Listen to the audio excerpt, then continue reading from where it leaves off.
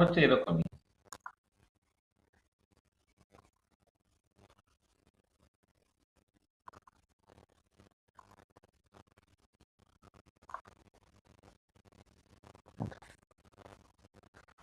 ঠিক আছে, চলো শুরু করা যাক। দেখো, আগের দিনে আমরা তোমার এই ডেভিয়েশন ফ্রম আইডিয়ালিটি এবং ভ্যান ডার ওয়াল গ্যাস রিলেটেড যে ব্যাপার স্যাপার সেইটা বাদ দিয়ে বাকি পোর্শনটাকে কভার করে ফেলেছিলাম। আমাদের দেখো, এই যে যেগুলো মানে যেগুলো আগের দিন আলোচনা করে নিয়েছি সেটা হচ্ছে তোমার কাইনেটিক থিওরি অফ গ্যাসের যে অ্যাপ্লিকেশনস এবং ইকুইপার্টিশন প্রিন্সিপাল সেই রিলেটেড সব কিছু আমাদের হয়ে গেছে। দেখো, যে kinetic molecular model of gas, collision frequency, collision diameter, mean free path and viscosity of gases, Maxwell Boltzmann distribution, molecular velocities, law of equipartition of energy, molecular basis of heat capacity, এই পর্যন্ত আমাদের বলা হয়ে গেছে। আর একদম মানে দুটো কাজ তো অলরেডি হয়েছে। তাহলে আগের ক্লাসে আইডিয়াল গ্যাস রিলেটেড যে এম্পিরিক্যাল লজ যেগুলো ছিল সেগুলো আমরা কভার করে ফেলেছিলাম। তাহলে আজকে যে পার্টটা বাকি আছে গ্যাসিয়াস স্টেটের, এবং সাথে গ্যাসিয়াস স্টেটের পড়ানো পার্টটা কমপ্লিট হয়ে যাবে, সেটা হচ্ছে কি deviation from ideal gas behaviour, সেখান থেকে van der Waals equation of state, critical state, law of corresponding states, এই রিলেটেড জিনিসগুলো জাস্ট আমাদের বাকি আছে। কারণ এক সেকেন্ড একটুখানি, 1 মিনিট, আমার মনে হচ্ছে সিলেবাসটা আমি মানে আগের সিলেবাসটা মানে খুলে ফেললাম। 1 মিনিট আমার 25-26 না, এটাই তো হচ্ছে।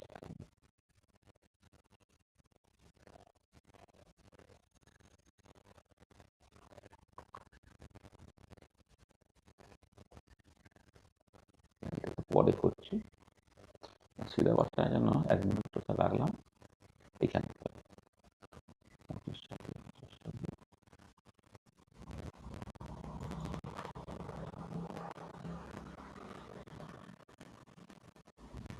এইটা এই সিলেবাসটা ঠিকই আছে।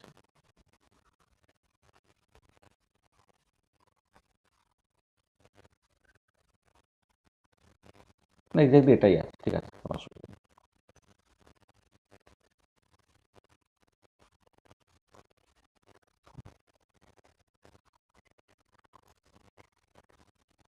হ্যাঁ, তাহলে আমাদের দেখো মূলত এই এই যে পরের পার্টটা, হ্যাঁ, deviation from ideal gas behaviour, van der Waals equation of state, critical state, law of corresponding state, এই পার্টটা আমাদের বেসিক্যালি বাকি আছে। তো তার জন্য আমরা শুরুটা করি এরকম একটা জায়গা থেকে। দেখো, যে প্রথমে আমরা আলোচনা করে নিচ্ছি কি deviation from ideal gas behaviour. আচ্ছা, deviation from ideal gas behaviour, এখানে তোমাকে আইডিয়াল গ্যাসের যে প্রপার্টিগুলো সেই প্রপার্টিগুলো আরেকটু রিক্যাপচুলেট করে দেখে নিতে হবে। আইডিয়াল গ্যাসের যে প্রপার্টিসগুলো ছিল সেখানে তোমার এই যে বিভিন্ন রকম এম্পিরিক্যাল গ্যাস লজ, চার্লস ল, বয়েলস ল, অ্যাভোগাড্রোস ল, এইসব লগুলো ছিল, এবং সেই মতো করে পিবি আইসোটোপ কেমন দেখতে হয় এসবগুলো সম্বন্ধে ধারণা আছে।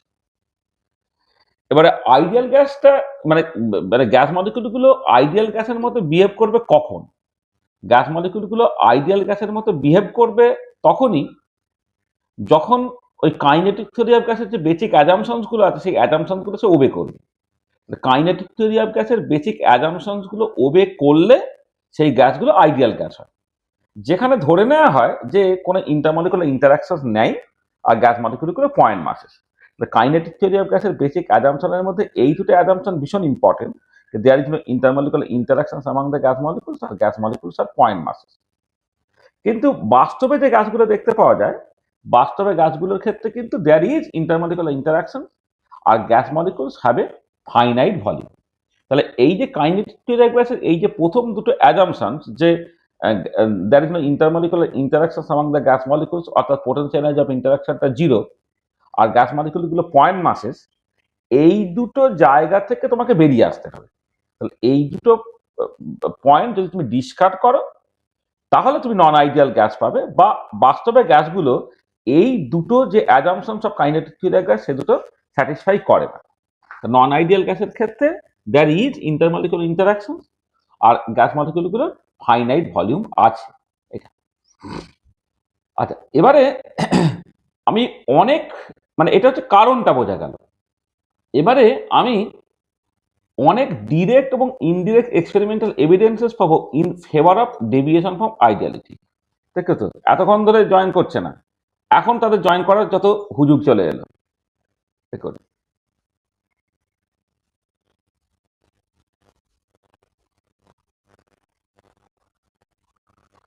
তাহলে যেটা হচ্ছে যে there are enough direct and indirect experimental evidences in favor of deviation from ideality। তাহলে আমাদের যেটা দেখতে চাইছি সেটা হচ্ছে এই বেশ কিছু direct and indirect experimental evidences, direct and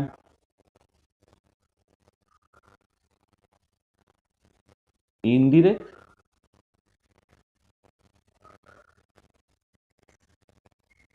experimental evidences in favor of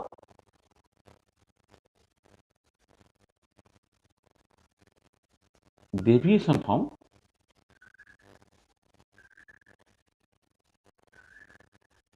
ideality। Direct and indirect experimental evidences in favor of deviation from ideality। আচ্ছা, তার মধ্যে প্রথম যে এভিডেন্সটা সেটা হচ্ছে যে গ্যাস কিন্তু লিকুইফাই করে। This is very very important. The gases can be liquefied by lowering temperature and or by raising pressure। দেখো, যদি তুমি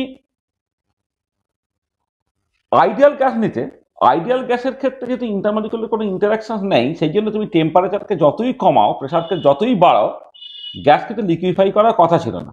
কিন্তু বাস্তবে তুমি দেখেছো যে গ্যাস লিকুইফাই করে। ধর এয়ার গ্যাস অবস্থায় থাকে, তুমি যদি তার টেম্পারেচার কমাও, তাকে যদি প্রেশার বাড়াও বা দুটোকে একই সাথে করো, সেটা লিকুইফাই করে তুমি দেখতে পাচ্ছ। তার মানে এটা একটা একটা সকল ডিরেক্ট এভিডেন্স যেটা বলে দিচ্ছে যে গ্যাস মলিকুলগুলোর মধ্যে ইন্টারমলিকুলার ইন্টারাকশন আছে।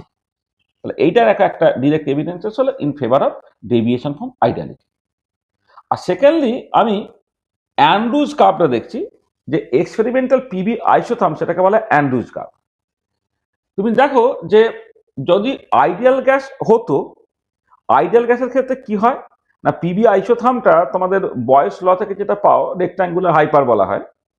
কিন্তু বাস্তবে যখন তুমি দেখছো তখন কি দেখতে পাচ্ছ, যে পি ভার্সেস ভি প্লট করছো যখন, তখন এক্সপেরিমেন্টাল ছবিটা এই রকমের দেখতে। এই যে যখন টেম্পারেচারটা যথেষ্ট কম, তুমি এই টাইপের ছবিটা দেখতে পাচ্ছ। এই যে এবার টেম্পারেচার বাড়াতে বাড়াতে এক সময়ের পরে সে আইডিয়াল বিহেভিয়ারে যাওয়ার চেষ্টা করছে। তাহলে এবারে এই যে ছবিতে এই যে অ্যান্ড্রুজ কার্ভে দেখ, একটা রিজিয়ন আমি বলছি, এই রিজিয়নের ভেতরে হচ্ছে লিকুইড ভেপার বেসিক্যালি কোএক্সিস্ট করতে। তুমি যখন এই যে ডোমটা আছে, সেই ডোমের ডান দিকে যখন যাচ্ছ, তখন টেম্পারেচার T1, যে T1 টেম্পারেচারটা ক্রিটিক্যাল টেম্পারেচারের নিচে, সেখানে কি দেখতে পাচ্ছ, সেখানে যদি তুমি প্রেশারটাকে বাড়াও তাহলে ভলিউমটা কমছে। এবং গ্যাসের ক্ষেত্রে তাই হয়, কনস্ট্যান্ট টেম্পারেচারে প্রেশার বাড়ালে ভলিউমটা কমে। বি পয়েন্টে চলে আসার পরে তুমি কি দেখতে পাচ্ছ, যে বি পয়েন্টে চলে আসার পরে প্রেশারটা কনস্ট্যান্ট থাকছে কিন্তু ভলিউমটা ডিক্রিজ করছে। তাহলে যে প্রেশারটা কনস্ট্যান্ট রেখে ভলিউমটা ডিক্রিজ করছে, মানে টেম্পারেচারটা অলরেডি ফিক্সড আছে, কারণ তুমি একটা গিভেন আইসোথার্মের মধ্যে আছো। এবারে প্রেশারটা কনস্ট্যান্ট রেখে ভলিউমটা ডিক্রিজ তখনই করবে যখন ভেপারটা লিকুইফাই করে। তাহলে এই বি থেকে সি এই জায়গার মধ্যে, যেটা তোমার পি অ্যাক্সিসের সঙ্গে প্যারালাল, ভি অ্যাক্সিসের সঙ্গে প্যারালাল বা কনস্ট্যান্ট প্রেশার লাইন, এইখানে বেসিক্যালি লিকুইড ভেপার কোএক্সিস্ট করে। সি পয়েন্টে চলে এলে, সি পয়েন্টে চলে আসার পরে কি হলো, দেখো এই জায়গাটা সি থেকে যখন আস্তে আস্তে তুমি এগোচ্ছ, দেখতে পাচ্ছ যে এখানে প্রেশারটা অনেক বেশি বাড়াচ্ছ, কিন্তু ভলিউমের ডিক্রিজটা হচ্ছে নেগলিজিবলি স্মল। মানে সেটা কখন সম্ভব, যখন সাবস্টেন্সটা মোরালেস ইনকম্প্রেসিবল হয়ে যাবে, যে কনস্ট্যান্ট টেম্পারেচার প্রেশারটা আমি অনেক বাড়াচ্ছি কিন্তু ভলিউমের ডিক্রিজটা ভীষণই কম হচ্ছে, বা ভলিউমটা মোরালেস কনস্ট্যান্ট থেকে যাচ্ছে, সেটা যখন ওটা মোরালেস ইনকম্প্রেসিবল তখন হয়ে যাবে। আসলে যেটা হচ্ছে, সি পয়েন্টের পরে সে পুরোপুরি লিকুইফাই করে গেছে। তাহলে কি হলো, দেখো একটা T1 টেম্পারেচার আছে, যেটা একটা পার্টিকুলার টেম্পারেচার। তাহলে ওই টেম্পারেচারে থেকে যদি আমি প্রেশারটাকে বাড়াই, তাহলে তুমি প্রথমে ওটা গ্যাস গ্যাস সেই জন্যে তার প্রেশারটা বাড়ছে বলে ভলিউমটা কমছে। বি থেকে সি পয়েন্ট পর্যন্ত ভেপারটা লিকুইডে কনভার্টেড হচ্ছে, বা লিকুইড ভেপার ইকুইলিব্রিয়াম লাইন তারা কোএক্সিস্ট করছে। আর সি পয়েন্টের পরে যে পুরোটা লিকুইফাই করে গেছে। তার মানে পরিষ্কার বোঝা যাচ্ছে যে তোমার এই এই এ থেকে বি ভেপার, বি থেকে সি হচ্ছে তোমার লিকুইড ভেপার কোএক্সিস্ট করছে, সি থেকে বাঁ দিকে, সি থেকে এ বা সি থেকে ডি যে যাচ্ছ সেখানে কিন্তু পুরোপুরি লিকুইফাই করে গেছে। আর এবারে আমি কি করছি না টেম্পারেচারটা আস্তে আস্তে বাড়াচ্ছি। T1 থেকে T2 তে যখন গেলাম তুমি কি হচ্ছে খেয়াল করে দেখো, এই যে লিকুইড ভেপার কোএক্সিস্ট করছে যে রিজিয়নের মধ্যে বা প্ল্যাটো যেটা বলা হয়, প্লেটো যেটা যেটা যে কনস্ট্যান্ট প্রেশার লাইনটা সেই রেঞ্জে দেখো কমে গেছে। এভাবে যেতে যেতে একটা পার্টিকুলার টেম্পারেচার পেরে টিসি, যেখানে দেখো এই ডোমটাকে জাস্ট মার্জিনালি টাচ করছে, আর টেম্পারেচার তার থেকে সামান্য বেশি হলেই এই যে কনস্ট্যান্ট প্রেশার লাইনটা তুমি আর পাচ্ছ না, অর্থাৎ ভেপার লিকুইড যে কনভার্সনটা হচ্ছে বা ভেপারটা লিকুইডে কনভার্টেড হচ্ছে সেটা তুমি আর পাচ্ছ না। তার মানে একটা পার্টিকুলার টেম্পারেচার পেলে টিসি, যে টেম্পারেচারের নিচে থাকলে ভেপারটাকে তুমি গ্যাসটাকে তুমি লিকুইফাই করতে পারবে, আর এই টেম্পারেচার উপরে গেলে তুমি তাকে আর লিকুইফাই করতে পারছো না, সেই করসপন্ডিং টেম্পারেচারটাকে বলা হবে ক্রিটিক্যাল টেম্পারেচার। ক্রিটিক্যাল টেম্পারেচার একটা পার্টিকুলার টেম্পারেচার, যে টেম্পারেচার নিচে থাকলে তুমি গ্যাসটাকে লিকুইফাই করতে পারো, আর সেই টেম্পারেচার উপরে থাকলে তুমি কোন রকম ভাবেই আর গ্যাসটাকে লিকুইফাই করতে পারছো না। ঠিক আছে, this is the critical temperature. হলো। আচ্ছা এবারে দেখো, এই যে যখন কোনো একটা গ্যাস ক্রিটিক্যাল টেম্পারেচারে থাকছে, তখন যে করসপন্ডিং প্রেশারটা, যে প্রেশারটাকে দিলে তুমি জাস্ট তাকে লিকুইফাই করতে পারবে তাহলে ক্রিটিক্যাল প্রেশার। আর এক মোল গ্যাস যদি ক্রিটিক্যাল প্রেশার এবং ক্রিটিক্যাল টেম্পারেচারে থাকে, তার যে করসপন্ডিং ভলিউমটা বা molar volume at critical pressure and critical temperature, সেটা হচ্ছে ক্রিটিক্যাল ভলিউম। তাহলে এই পার্টিকুলার পয়েন্টটা সেটা হচ্ছে ক্রিটিক্যাল পয়েন্ট। যে ক্রিটিক্যাল পয়েন্টে টেম্পারেচারটা হচ্ছে টিসি, প্রেশারটা হচ্ছে পিসি, ভলিউমটা ভিভার্সি, যেখানে টেম্পারেচারটা ক্রিটিক্যাল টেম্পারেচার, প্রেশারটা ক্রিটিক্যাল প্রেশার, ভলিউমটা হচ্ছে তোমার ক্রিটিক্যাল ভলিউম। এবং এই পয়েন্টটা দেখো, এই পয়েন্টটাকে অনেক সময় পয়েন্ট অফ ইনফ্লেকশন বা স্যাডেল পয়েন্ট বলে। তো কারণটা হচ্ছে এই পয়েন্টে একদিক থেকে দেখলে এটা ম্যাক্সিমাম পয়েন্ট, আর একদিক থেকে গেলে মিনিমাম পয়েন্ট। মানে যতক্ষণ পর্যন্ত তাকে তুমি লিকুইফাই করতে পারো তার মধ্যে ম্যাক্সিমাম টেম্পারেচারটা হচ্ছে তোমার ক্রিটিক্যাল টেম্পারেচার, আর যেখানে তুমি লিকুইফাই করতে পারো না তার মধ্যে মিনিমাম টেম্পারেচার ক্রিটিক্যাল টেম্পারেচার। তাহলে এই পয়েন্টটাকে তুমি ম্যাক্সিমামও বলতে পারছো, মিনিমামও বলতে পারছো। তার ক্ষেত্রে ফার্স্ট ডেরিভেটিভও জিরো হবে, সেকেন্ড ডেরিভেটিভও জিরো হবে, মানে পি ভার্সেস ভি প্লটের ফার্স্ট ডেরিভেটিভও জিরো, সেকেন্ড ডেরিভেটিভও জিরো। তাহলে এই পয়েন্টটাকে point of inflection or saddle point এটা। আচ্ছা আর একটা ভীষণ ইম্পর্টেন্ট পয়েন্টে দেখো, যে এই যে ডি পয়েন্টটা তুমি কনসিডার করো, ডি পয়েন্টটা আমি এইরকম ভাবে আসতে পারি যে কনস্ট্যান্ট টেম্পারেচার T1-এ তুমি দেখো এই যে কনস্ট্যান্ট টেম্পারেচারটাকে ফিক্সড রেখেছো, প্রেশারটাকে বাড়িয়ে এ থেকে বিতে গেলে, তারপরে প্রেশারটা কনস্ট্যান্ট থেকে বি থেকে সিতে গেলাম, আবার প্রেশারটাকে এনার্মাসলি বাড়িয়ে দিতে গেলাম। তারপরে পরিষ্কার তুমি বুঝতে পারলে ভেপার লিকুইড কনভার্সন হচ্ছে, তারপর পুরোটা লিকুইড হয়ে গেল। তারপরে পরিষ্কার বোঝা যাচ্ছে এটা অ্যাকচুয়ালি লিকুইড ফেজের একটা পয়েন্ট। আচ্ছা এবারে উল্টো দিক দিয়ে যদি এইরকম করে ব্যাপারটাকে করতে যে যে তুমি এই T1 টেম্পারেচারে এ পয়েন্টে ছিল, তুমি ভলিউমটাকে কনস্ট্যান্ট রেখে টেম্পারেচারটাকে এনার্মালি বাড়িয়ে দিলে এবং বাড়িয়ে ক্রিটিক্যাল টেম্পারেচার উপরে চলে গেলে। তো দেখো আমি কি বলছি না, তোমার একটা পার্টিকুলার টেম্পারেচারে ছিল, আমি ভলিউমটাকে কনস্ট্যান্ট রেখে টেম্পারেচারটাকে বাড়িয়ে ক্রিটিক্যাল টেম্পারেচার উপরে চলে গেলাম, ই পয়েন্টে চলে গেলাম। আর ই পয়েন্টে যাওয়ার পরে আমি প্রেশারটাকে কনস্ট্যান্ট রেখে টেম্পারেচারটাকে কমালাম, প্রেশারটাকে কনস্ট্যান্ট রেখে টেম্পারেচার কমিয়ে আমি এফ পয়েন্টে চলে এলাম। তারপর আমি কি করলাম, আবার কনস্ট্যান্ট ভলিউমে প্রেশারটাকে কমিয়ে আমি তোমার ডি পয়েন্টে এলাম। তাহলে যে সবুজ যে পথটা যেখানে এ থেকে ই, ই থেকে এফ, এফ থেকে ডি হয়েছে, দেখো এই যে লিকুইড ভেপার কোএক্সিস্ট করে এই যে ডোমটা, অর্থাৎ যেখানে ভেপারটা লিকুইডে কনভার্টেড হচ্ছে তুমি দেখতে পাচ্ছ, সেই রিজিয়নটা কিন্তু বাইপাস করে ডি পয়েন্টে তুমি এলে।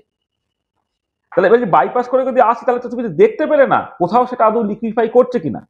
তাহলে কোথাও যখন লিকুইফাই করছে না, তাহলে ডি পয়েন্টটা তুমি বলতে পারো কি এটা একটা হাইলি কম্প্রেসড ভেপার ফেজের পয়েন্ট বা হাইলি কম্প্রেসড গ্যাস এটা।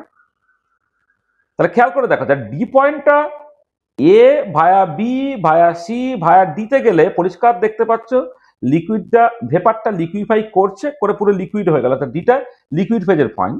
আবার এ ভায়া ই ভায়া এ ভায়া ডি যদি তোমার আসে, মানে ভায়া এফ যদি ডিতে আসে, এ ভায়া ই ভায়া এফ থেকে ডিতে আসে, তাহলে এটা কিন্তু এই লিকুইড ভেপার কোএক্সিস্ট করছে এরকম জায়গায় কখনোই ঢুকলো না, অর্থাৎ লিকুইডটা হচ্ছে তুমি কোথাও দেখতে পাচ্ছ না, অর্থাৎ এটা একটা হাইলি কম্প্রেস ভেপার ফেজের পয়েন্ট।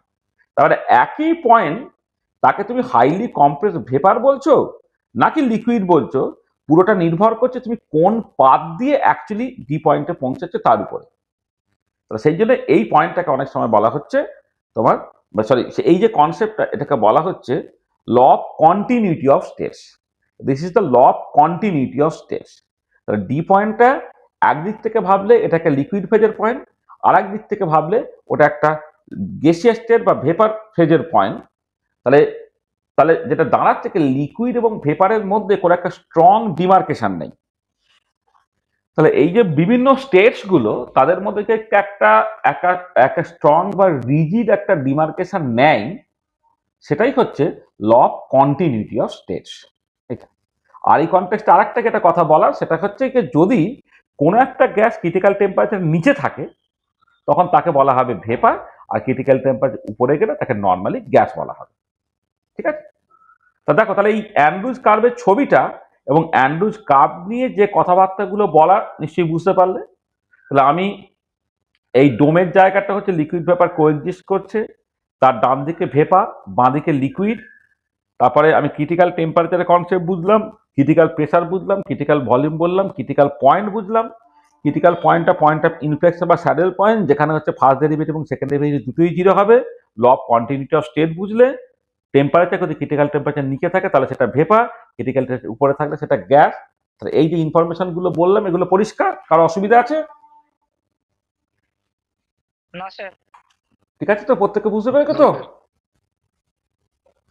তাহলে এটা আমি ছোট ছোট করে লিখে সামারাইজ করে দিই। টিসি হচ্ছে ক্রিটিক্যাল টেম্পারেচার, ইফ টিটা less than TC then the vapour can be liquefied by applying pressure, if T greater than TC then the gas cannot be liquefied by applying pressure.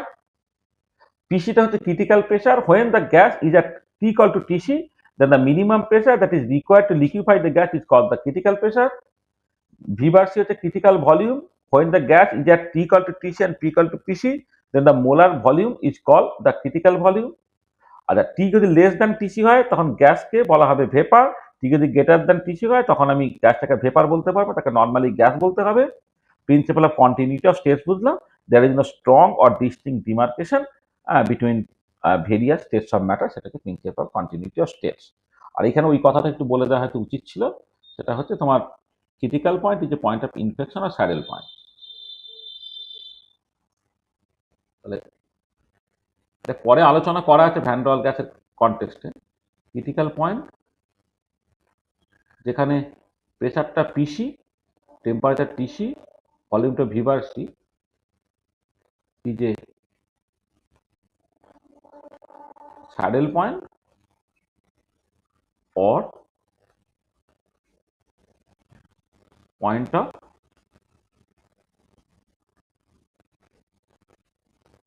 saddle point or point of inflection. তাহলে critical point is A saddle point or point of inflection. এটা একটা additional জিনিস তুমি মাথায় রাখবে। এবং saddle point বা critical point of inflection তার ম্যাথামেটিক্যালি তার first derivative zero, second derivative zero. Van ডের গ্যাসের জন্য যখন আমি ক্রিটিক্যাল পয়েন্টগুলোকে বের করবো তখন সেটা পরিষ্কারভাবে দেখতে পারবো। আচ্ছা, নেক্সট চলে এসো compressibility factor. Compressibility factor by definition Z হচ্ছে ভিবার বাই ভিবার আইডিয়াল। মানে যে কোনো একটা গ্যাস তুমি নিলে তার experimental molar volume divided by তার আইডিয়ালি যদি সে বিহেভ করতে তার যে মোলার ভলিউম। আর আইডিয়ালি বিহেভ করলে তুমি কি লিখতে পারো V bar equal to RT by P, ideal গ্যাসের জন্য V bar equal to RT by P, সেখানে জেডটা হয়ে যাবে পি ভিবার বাই RT। এটা তাহলে দেখো, এবারে এই যে কম্প্রেসিবিলিটি ফ্যাক্টরটা যদি আইডিয়াল গ্যাস হতো তাহলে সেটা জেড ইকুয়াল টু 1 হতো, কারণ আইডিয়াল গ্যাসের ক্ষেত্রে পিভি ইকুয়াল টু RT। এবারে বাস্তবে দেখতে পাওয়া যাচ্ছে যে যে গ্যাসগুলোর কম্প্রেসিবিলিটি ফ্যাক্টরটা আদার দ্যান জেড হচ্ছে, আদার দ্যান 1 হচ্ছে। তাই এই যে আদার দ্যান 1 হলো, এইটা অ্যাকচুয়ালি ইমপ্লাই করছে যে বাস্তবে গ্যাসগুলো কিন্তু আইডিয়ালি বিহেভ করে না। তাহলে আইডিয়াল গ্যাসের ক্ষেত্রে জেড ইকুয়াল টু 1 হয়, কিন্তু বাস্তবে গ্যাসগুলোর ক্ষেত্রে জেডটা সবসময় 1 হয় না। ইটস বোঝা যাচ্ছে এটা একটা evident in favour of deviation from ideality. আচ্ছা, এবারে জেডটা যে 1 হয় না তার জন্য যে প্লটগুলো আঁকা সেটা হচ্ছে অ্যামাগার্স কার্ভ। দেখো, যদি আইডিয়াল গ্যাস হতো তাহলে কি হতো না, পি ভিভার ভার্সেস পি যদি তুমি প্লট করতে তাহলে একটা স্ট্রেট লাইন হতো প্যারালাল টু পি অ্যাক্সিস। তাহলে পি ভিভার ভার্সেস পি যদি প্লট করা হয় সেটা হচ্ছে প্যারালাল টু পি অ্যাক্সিস হবে এবং সেটা তার ভ্যালুটা সার্টেনলি RTর সঙ্গে সমান। আইডিয়াল গ্যাসের জন্য তুমি এই ছবিটাকে পাচ্ছ। কিন্তু লো প্রেসার রিজিয়ানে যদি অন্যান্য গ্যাসের ক্ষেত্রে পি ভিভার ভার্সেস পি প্লটটাকে করে দেখা যায় যে হাইড্রোজেন হিলিয়ামের ক্ষেত্রে একটা স্টেল লাইন হচ্ছে, এবং যে ক্ষেত্রে পি ভিভারটা হচ্ছে তোমার পি এর সঙ্গে সঙ্গে পজিটিভ স্লোপ নিয়ে বাড়ছে এবং সেটা 8 থেকে বেশি হচ্ছে।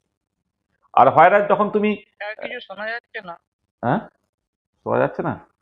এটা এক মিনিট, কি হলো তাহলে? কি এটা নেটটা গন্ডগোল করলো?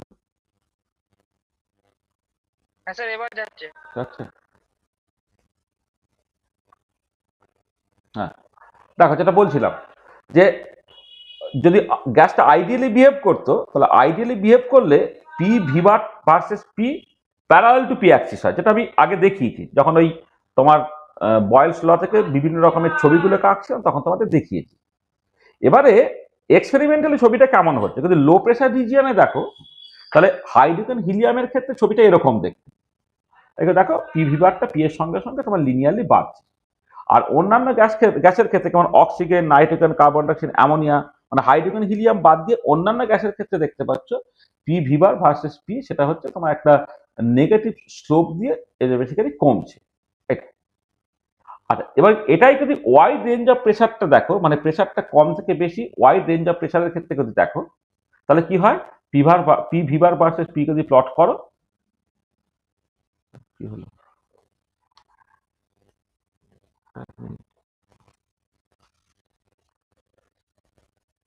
ফোন করছে না? হ্যাঁ হ্যাঁ, যেটা হচ্ছে পি ভিভার ভার্সেস পি যদি তুমি প্লট করো তাহলে কি দেখতে পাচ্ছ? দেখো এই যে হাইড্রোজেন হিলিয়ামের ক্ষেত্রে লো টেম্পারেচারের স্ট্রেট লাইন কিন্তু ওয়াইড রেঞ্জ অফ টেম্পারেচারের স্ট্রেট লাইন নয়, এই প্রথম দিকটা স্ট্রেট লাইনের মতো মনে হচ্ছে তারপর একটা কার্ভেচার চলে আসছে। আর অন্যান্য গ্যাসের ক্ষেত্রে চেঞ্জগুলো আরো ড্রামাটিক। এই oxygen, nitrogen, carbon dioxide, ammonia এদের ক্ষেত্রে যখন প্রেসারটা কম তখন সেটা কম ছিল লিনিয়ারলি, তারপর কিন্তু একটা মিনিমা থেকে সে আবার উঠছে।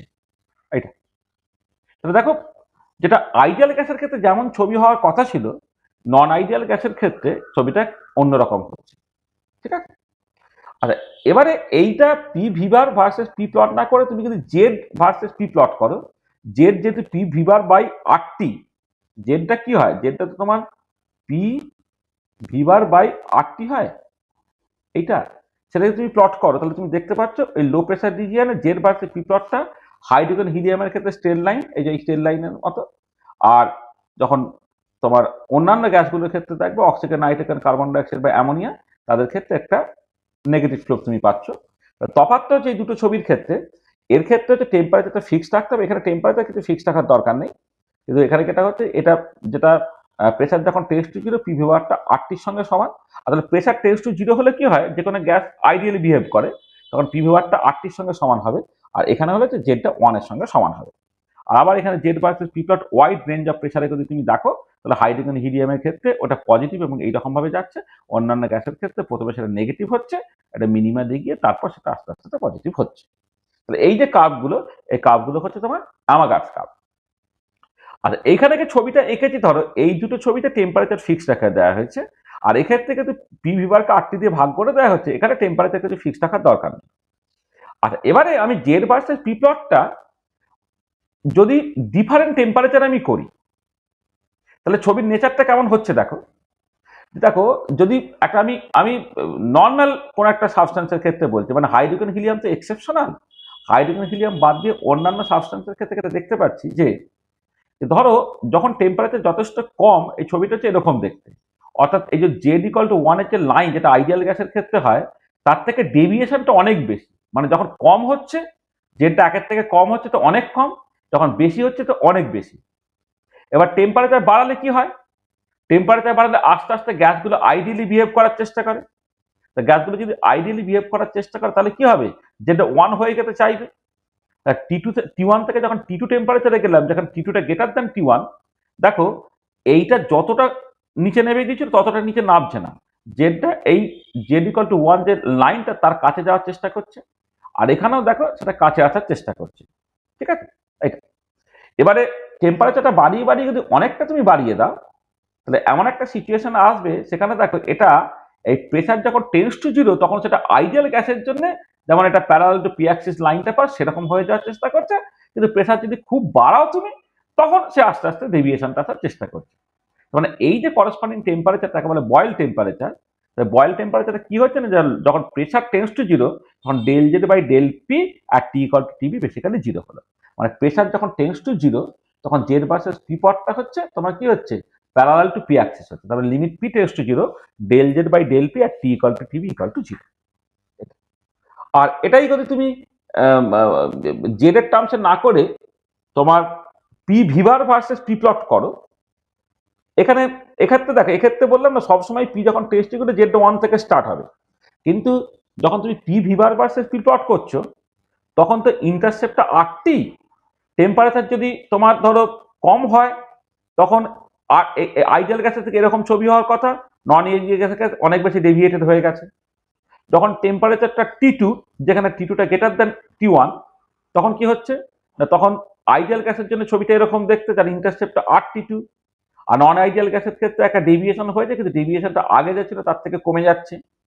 এরপরে যখন তুমি আইডিয়াল গ্যাসের ক্ষেত্রে, এরপরে যখন তুমি বয়েল টেম্পারেচারে আসছো তখন কি হচ্ছে দেখো, প্রেসার যখন টেন্ডস টু জিরো তখন সেটা আইডিয়াল গ্যাসের জন্য যে প্যারালাল লাইনটা তার সঙ্গে ম্যাচ করে যাওয়ার চেষ্টা করেছে, অর্থাৎ সেই টেম্পারেচারটা বয়েল টেম্পারেচার। তার মানে কি হলো, বয়েল টেম্পারেচার পাওয়ার যে ম্যাথামেটিক্যাল ক্রাইটেরিয়াটা কি, limit P tends to zero del P V bar by del P at T equal to TB equal to zero. তাহলে দেখো, আমি যেমন প্রথমে যে আলোচনাটাকে করলাম মূলত হচ্ছে অ্যান্ড্রুজ কার্ভ রিলেটেড, পরের আলোচনাটা আমি যেটা করলাম পুরোটা অ্যামাগার্স কার্ভ রিলেটেড। তাহলে অ্যামাগার্স কার্ভটা P V bar versus P plot, low temperature wide range of temperature তুমি দেখবে। Z versus P plot, low pressure region এবং ওয়াইড রেঞ্জ অফ প্রেসার রিজিয়নে তুমি দেখবে। হাইড্রোজেন হিলিয়াম একরকম আর অন্যান্য গ্যাসগুলো আর এক রকমের, সেটা তুমি বুঝতে পারছো। এবার জেড ভার্সেস পি প্লটটা তুমি বিভিন্ন টেম্পারেচারে দেখছো, সেখান থেকে বয়েল টেম্পারেচারে কন্ডিশন পাওয়া এবং তার ম্যাথামেটিক্যাল ক্রাইটেরিয়াটাকে বের করা। আর পি ভিভার ভার্সেস পি প্লটটা তুমি পি ভিভার ভার্সেস পি প্লটটা করছো ডিফারেন্ট টেম্পারেচারে, সেখান থেকে বয়েল টেম্পারেচার এবং বয়েল টেম্পারেচার কন্ডিশনটাকে পাওয়া। ঠিক আছে, বোঝা গেল? এটা বুঝতে পেরেছো অ্যামাগার্স কার্ভ এবং তার যে বিভিন্ন ফিচার্স গুলো বললাম, এটা পরিষ্কার তোমাদের কাছে? কারো অসুবিধা আছে? না স্যার। ঠিক আছে তো, ঠিক আছে। এবারে চলো নেক্সট আমরা আসছি একটা ভিরিয়াল ইকুয়েশন অফ স্টেট বা ক্যামারলিং ওনস ইকুয়েশন অফ স্টেট। দেখো, ভিরিয়াল ইকুয়েশন অফ স্টেট বা ক্যামারলিং ইকুয়েশন অফ স্টেট ব্যাপারটা কি? দেখো, আইডিয়াল গ্যাসের জন্য আমরা জানি P V bar equal to R T, অথবা যদি জেড দিয়ে লেখো P V bar by R T equal to Z, অর্থাৎ জেড ইকুয়াল টু ওয়ান। এটা আইডিয়াল গ্যাসের ক্ষেত্রে। আচ্ছা, নন আইডিয়াল গ্যাসের ক্ষেত্রে তাহলে ইকুয়েশন অফ স্টেটটা এইটা হবে না। তাহলে ইকুয়েশন অফ স্টেটটা কেমন হবে? বিজ্ঞানী ক্যামারলিং অ্যান্ড ওনস তিনি একটা ইকুয়েশন অফ স্টেট দিয়েছে, তাকে বলে ক্যামারলিং ওনস ইকুয়েশন অফ স্টেট। এর করসপন্ডিং ফর্মটা ভিরিয়াল ফর্ম বলে, একে অনেক সময় ভিরিয়াল ইকুয়েশন অফ স্টেট বলা হয়। সেটা কিরকম না, P V bar equal to ideal গ্যাসের জন্য আর টি, নন আইডিয়াল গ্যাসের জন্য R T into one plus B by V bar plus C by V bar square plus D by V bar cube plus dot dot dot এইরকম ভাবে লেখা হচ্ছে। বা আর T দিয়ে যদি ভাগ করে দাও তাহলে জেড ইকুয়াল টু হয়ে গেল one plus B by V bar C by V bar square plus D by V bar cube plus dot dot dot এইরকম ভাবে লেখা হচ্ছে। এইটা হচ্ছে ভিরিয়াল ইকুয়েশন বা ক্যামারলিং ওনস ইকুয়েশন, যেখানে বিটাকে বলা হচ্ছে সেকেন্ড ভিরিয়াল কোফিসিয়েন্ট, সিটাকে বলা হচ্ছে থার্ড ভিরিয়াল কোফিসিয়েন্ট, যেটাকে বলছে fourth virial coefficient and so on. আর ইউজুয়ালি একের থেকে বি ছোট, বি এর থেকে সি ছোট, সি এর থেকে ডি ছোট অ্যান্ড সো অন। এটা হচ্ছে ভিরিয়াল ফর্ম। আচ্ছা, এবারে এইখানে যে ভিরিয়াল ইকুয়েশন অফ স্টেটটাকে লিখেছে সেটা সবটাই হচ্ছে ইন টার্মস অফ ভলিউম। এবার সেটাকে ইন টার্মস অফ প্রেসারে এক্সপ্রেস করা যায়। যেমন ধরো, ফর নন আইডিয়াল গ্যাস তুমি কম্প্রেসিভিটি ফ্যাক্টর জেড কে ডিফাইন করেছো P V bar by R T দিয়ে, তাহলে সেখান থেকে ভিভার কি হয়ে যাবে, Z R T by P. তাহলে এই যে ইকুয়েশনে যেখানে ভিভার ছিল সেখানে Z R T by P বসিয়ে দাও, তাহলে কি হবে, P V bar equal to R T into one plus B P by Z R T plus C P square by Z square R square T square plus D P cube by Z cube R cube T cube plus dot dot dot dot. এবারে তুমি এক কাজ করে, যে B by Z R T রেখে তুমি B prime ধরো, C by Z square R T স্কোয়ারটাকে সি প্রাইম বলো, D by Z cube R cube T কিউটাকে ডি প্রাইম বলো অ্যান্ড সো অন। করলে কি হয়ে যাচ্ছে, P V bar equal to R T into one plus B prime P plus C prime P square বা D prime P cube plus dot dot dot dot. আবার R T দিয়ে ভাগ করে দিলে Z equal to one plus B prime P plus C prime P square plus D prime P cube plus dot dot dot. তাহলে এটাও হচ্ছে virial equation. আগেরটা হচ্ছে ইন টার্মস অফ ভলিউম, এখন হচ্ছে ইন টার্মস অফ প্রেসার। তাহলে actual virial coefficient হচ্ছে B. এখানে একটা বি প্রাইমটা বলছে, এখানে ভিরিয়াল ফর্মে লিখেছি, যদি ভিরিয়াল কোফিশিয়েন্ট তোমাকে বের করতে বলে তখন কিন্তু বিটাকে বের করতে হবে, অর্থাৎ এই বি প্রাইমটা হচ্ছে বি বাই জেড আর টি। তাহলে বিটাকে পেতে গেলে জেড আর টির সঙ্গে বি প্রাইম গুণ করে দিলেই তোমাকে ভিরিয়াল কোফিশিয়েন্ট, সেখানে ভিরিয়াল কোফিশিয়েন্ট বি পেতে হবে। Similarly third virial coefficient, fourth virial coefficient and so on. তার মানে তুমি যে কোনো নন আইডিয়াল গ্যাসের ইকুয়েশন অফ স্টেটটাকে ভিরিয়াল ফর্মে বা ক্যামারলিক্স ওন ইকুয়েশনে ইন টার্মস অফ ভলিউম বা ইন টার্মস অফ প্রেসার এইরকম ভাবে লিখতে পারো। বুঝতে পারলে ভিরিয়াল ইকুয়েশন, যেখানে যে B prime C prime D প্রাইমের মানে কি তোমার কাছে বলা হলো। তাহলে জেনারেল যে ভিরিয়াল ইকুয়েশন অফ স্টেট কিভাবে এলো তুমি বুঝতে পেরেছো? ঠিক আছে, আচ্ছা এবারে আমি এই যে একটা কিছু এভিডেন্সেস বললাম in favour of deviation from ideality, আরো কিছু কিছু এভিডেন্সেস আমি বলবো পরে, আমি পরে শেষে বলে দিচ্ছি আর কি, এখানে কোনো পেজ ঢোকানোর ঠিক স্কোপ নেই বলে। আমি 1 মিনিট দাঁড়া, 1 সেকেন্ড, সিলেবাসের উপরে নির্ভর করে 1 সেকেন্ড সেভ হয়ে চলো, একটুখানি দাঁড়াও।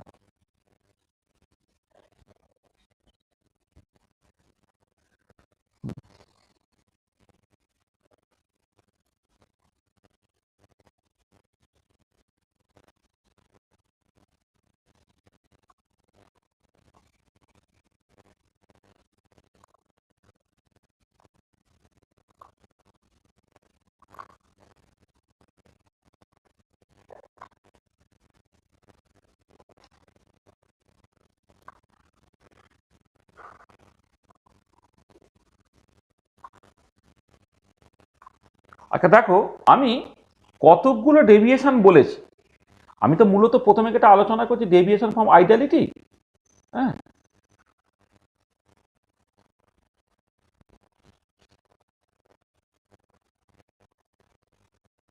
ধরো 1 মিনিট 1 সেকেন্ড,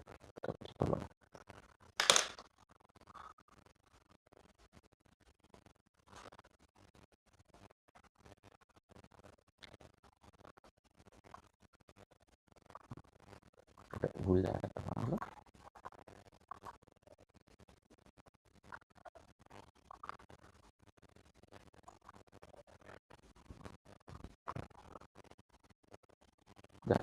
কি করে দিলাম,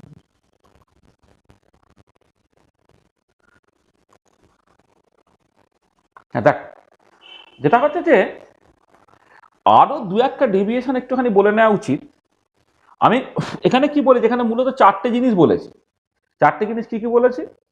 একটা হচ্ছে এই যে গ্যাসগুলো যে লিকুইফাই করে, মানে আইডিয়াল গ্যাস হলে লিকুইফাই করতো না, নন আইডিয়াল গ্যাস লিকুইফাই করে, 1 নম্বর।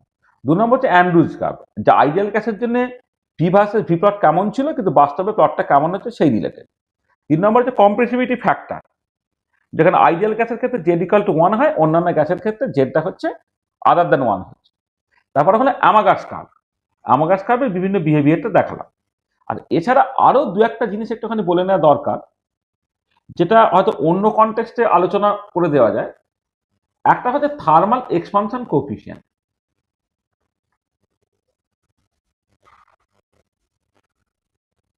Thermal expansion coefficient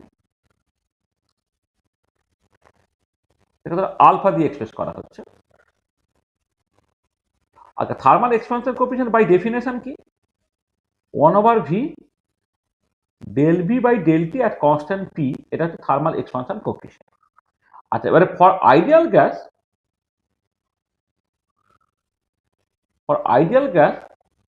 আলফাটা just simply 1/t হয়। থার্মাল এক্সপানশন কোএফিসিয়েন্ট যদি আইডিয়াল গ্যাসের ক্ষেত্রে তুমি ক্যালকুলেট করো, আইডিয়াল গ্যাসের ক্ষেত্রে খুব ইজিলি ক্যালকুলেট করতে পারবে। তাহলে P V equal to nRT ideal গ্যাসের ক্ষেত্রে, তাহলে সেখান থেকে ভিটা হচ্ছে এনআরটি বাই পি, ভিটা হচ্ছে এনআরটি বাই পি।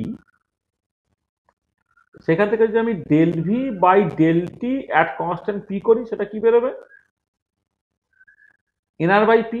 এইটা এবার আলফাটাকে বের করো, আলফাটা হচ্ছে 1/v del V by del T at constant P করলে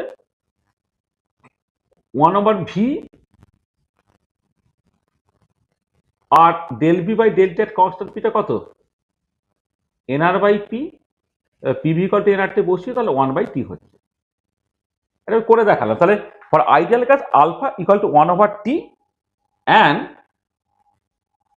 at constant temperature alpha is same for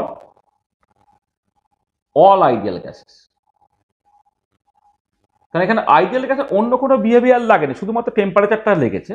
যদি টেম্পারেচারটা ফিক্স করে দেয় তাহলে সমস্ত আইডিয়াল গ্যাসের ক্ষেত্রে কিন্তু আলফাটা একই। কিন্তু বাস্তবে কি দেখা যাচ্ছে, but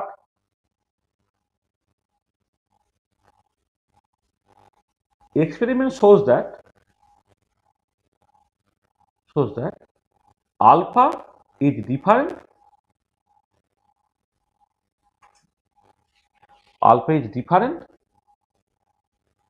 for different gases even at a constant temperature। যদি টেম্পারেচার কনস্ট্যান্টে রাখো, আলফা কিন্তু বিভিন্ন গ্যাসের ক্ষেত্রে বিভিন্ন হচ্ছে, এবং আলফাটা শুধুমাত্র টেম্পারেচারের উপর ডিপেন্ড কিন্তু করছে না। মানে আলফাটা টেম্পারেচার ফিক্স থাকলেও বিভিন্ন গ্যাসের ক্ষেত্রে বিভিন্ন হচ্ছে, এটা ইমপ্লাই করছে যে আলফাটা শুধুমাত্র কিন্তু তোমার টেম্পারেচারের উপর নির্ভর করছে না। এটাও দেখো একটা এভিডেন্স, মানে একটা indirect evidence in favour of deviation from ideality. তারপর ধরো isothermal coefficient of compression. Isothermal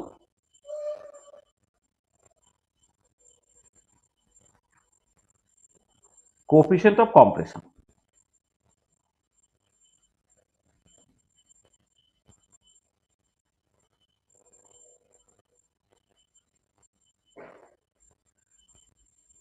Isothermal coefficient of compression, সেটা বিটা, সেটা -1/v del v by del p at constant t। এইটা হচ্ছে তোমার বিটার এক্সপ্রেশন।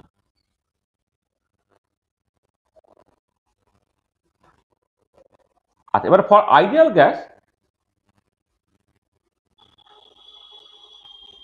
যেমন করে আলফা ক্যালকুলেট করছে সেভাবে ক্যালকুলেট করবে। আইডিয়াল গ্যাসের ক্ষেত্রে বিটাটা হচ্ছে 1/p হয়। এটা বিটাটা জাস্ট 1/p হয়। তার মানে কি দাঁড়াতে যাচ্ছে যে at constant pressure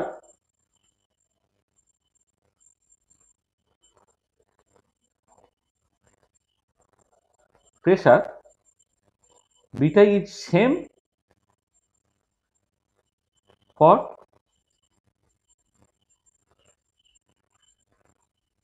all ideal gases। এইটা কিন্তু এক্সপেরিমেন্ট কি বলে, but experiment shows that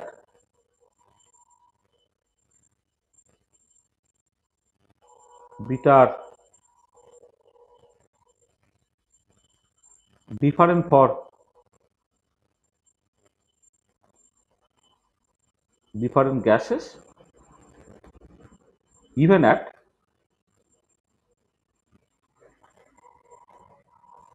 constant pressure। even at constant pressure। ঠিক আছে, এটা নেক্সট হচ্ছে আইসোথার্মাল বাল্ক মডিউলাস।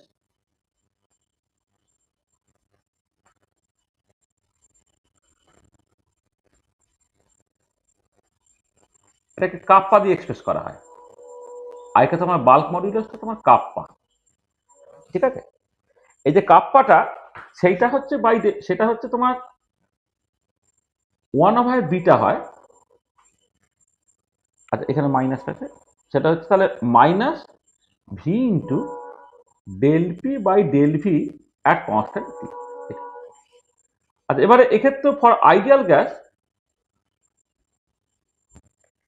কাপটা তাহলে কি হবে, প্রেসারের সঙ্গে সমান হবে এটা, and it will be same for all ideal gases at constant pressure। But experiment shows that kappa are different for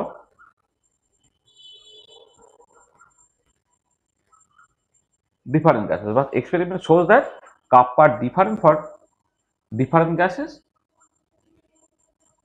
even at constant pressure. তাহলে এই যে তিনটে জিনিস দেখো, আলফা বিটা কাপ্পা, এর যে ভ্যালুটা, হ্যাঁ, বিভিন্ন টেম্পারেচার বা বিভিন্ন প্রেসারে, সেটাও কিন্তু একটা ডেভিয়েশন ফ্রম আইডিয়ালিটি সেটা তোমার দিচ্ছে। যদি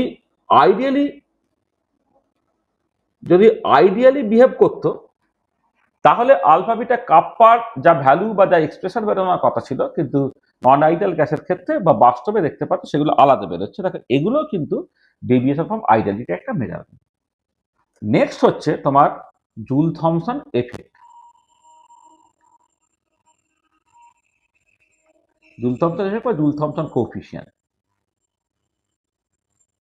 আমার থার্মোডাইনামিক্সে জুল থমসন কোএফিসিয়েন্ট কেউ কেউ পড়েছো, কেউ কেউ হয়তো এখনো পড়োনি, পড়বে। আসলে জুল থমসন এক্সপেরিমেন্ট একটা special kind of irreversible expansion under adiabatic condition, যাকে থ্রটলিং প্রসেস বলা হয়। জুল থমসন এক্সপেরিমেন্টে যেটা হচ্ছে যে জুল থমসন কোএফিসিয়েন্ট বলে একটা টার্ম ডিফাইন করা হয়, সেটা বেসিক্যালি হচ্ছে del T by del P at constant H. মানে এটা একটা আইসেনথালপিক প্রসেস, যেখানে এনথালপি কনস্ট্যান্ট থাকে। এবারে যেটি এক্সপানশন যখন করে যে প্রেশারটাকে কমানো হচ্ছে, তার জন্য টেম্পারেচার চেঞ্জ হচ্ছে কিনা সেটা যা দিয়ে তুমি বুঝছো, সেটা হচ্ছে জুল থমসন কোএফিসিয়েন্ট। সেটাকে এইরকম ভাবে লেখা যায় -1/Cp del H by del P at constant del H by del P at constant T, এরকম ভাবে লেখা যায়। অথবা -1/Cp V minus T into del V by del T at constant T। এই বিভিন্ন রকম ভাবে জুল থমসন কোএফিসিয়েন্টটাকে লেখা যায়। এবার কথাটা হচ্ছে যে যদি এমন হতো যে ইফ মিউ জেটিটা ইকুয়াল টু 0, দেন ডিটিটা 0, দেন দেয়ার উইল বি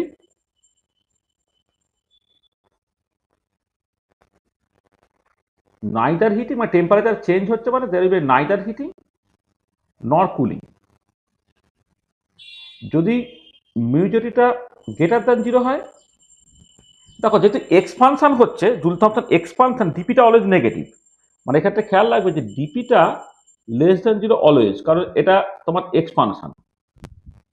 কারণ জুল থমসন এক্সপানশন যেহেতু করা হয়, ডিপিটা অলওয়েজ নেগেটিভ। সেই জন্য যদি মিউ জেটিটা পজিটিভ হয়, ডিপি তো নেগেটিভ, তখন ডিটিটা কি হবে, লেস দ্যান 0 হবে। তখন কি হবে, দেয়ার উইল বি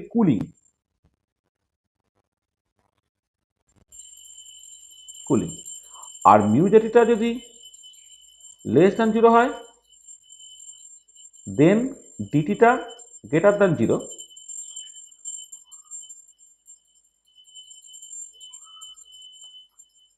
হ্যাঁ, তখন ডিটিটা গ্রেটার দ্যান 0, তখন কি হবে, দেয়ার উইল বি হিটিং। আচ্ছা, এবারে আইডিয়াল গ্যাসের জন্য, ফর আইডিয়াল গ্যাস না, মিউ জেটির এক্সপ্রেশন যদি ক্যালকুলেট করে 0 হয়, and hence there should be neither heating